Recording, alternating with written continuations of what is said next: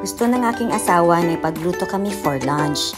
Kaya ayan, pumunta kami sa palengke para bumili ng mga kakailanganin for lunch. And along the way, may nakita kaming fruit stand, bumaba siya at bumili ng mga prutas.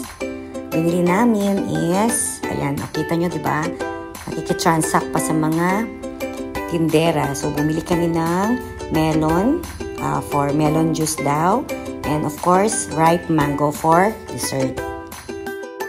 Ayan, katapos namin mamalengke, ayan na yung bitbit ng asawa ko, yan ang mga yan. Diretso sa kusina para i-prepare lahat ng mga kakailanganin for our lunch. It's time to hiwa-hiwa. Ayan, so ang galing ng asawa ko maghiwa, panoorin nyo. O, diba, bongga? O, yan. Ako naman ay tumulong sa paghimay ng dahon ng gulay. Ayan. Gisa-gisa time na at ayan, mala chef ang aking asawa, o diba? Tignan natin yung putahe na niluto ng aking asawa. So ano nga ba yan?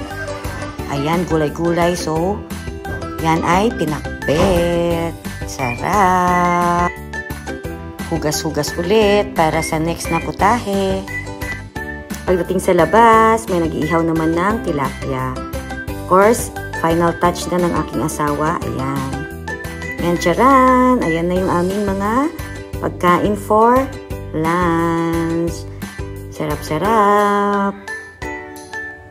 Ayan, nag-enjoy na yung mga anak namin and yung tatay ko, mga pamangkin ko at kapatid. Gusto ng aking asawa na ipagluto kami for lunch.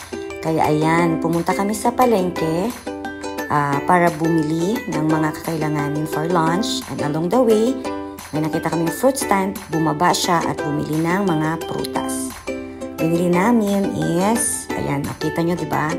Nakikitransact pa sa mga tindera. So bumili kami ng melon for melon juice daw. And of course, ripe mango for dessert. Ayan, katapos namin mamalengke, ayan na yung bitbit ng asawa ko, yan ang mga yan. Diretso sa kusina para i-prepare lahat ng mga kakailanganin for our lunch. It's time to hiwa-hiwa. Ayan, so ang galing ng asawa ko maghiwa, panoorin nyo. O, diba, bongga? O, yan. Ako naman ay tumulong sa paghimay ng dahon ng gulay. Ayan. Gisa-gisa time na at ayan, mala chef ang aking asawa. O, diba? Tignan natin yung putahe na niluto ng aking asawa. So, ano nga ba yan?